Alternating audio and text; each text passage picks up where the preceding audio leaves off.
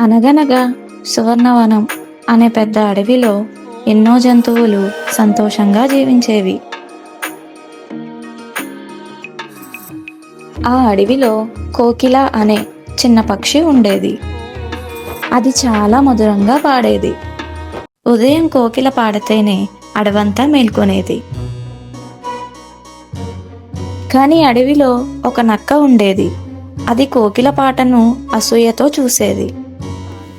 ఇది పాడుతుంటే అందరూ దీన్నే చూస్తున్నారు, నన్నెవరూ పట్టించుకోవడం లేదు అని నక్క అనుకుంది. ఒకరోజు నక్క అడవిలో పుకార్లు మొదలుపెట్టింది. కోకిల పాట వల్ల అడవిలో ప్రమాదం వస్తుంది అని చెప్పి జంతువుల్ని భయపెట్టింది. జంతువులు అయోమయానికి లోనయ్యాయి. ఇప్పటి నుంచి కోకిల పాడకూడదు అని నిర్ణయించాయి. కోకిల చాలా బాధపడింది. అయినా ఎవరితోనూ వాదించలేదు. నిశ్శబ్దంగా ఉండిపోయింది. కొన్ని రోజులకి అడవిలో పెద్ద సమస్య వచ్చింది.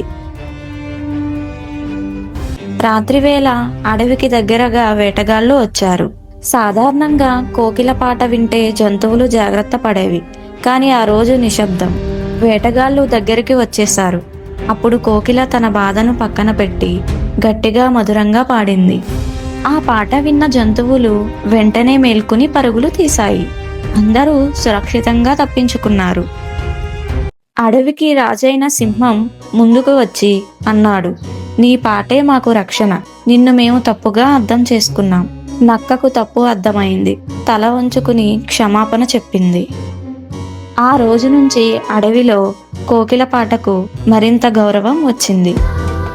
అడవి మొత్తం మళ్ళీ సంగీతంతో నిండిపోయింది. నీతి: అసూయ నష్టాన్ని తెస్తుంది. ప్రతి ఒక్కరి ప్రతిభకు విలువ ఉంటుంది.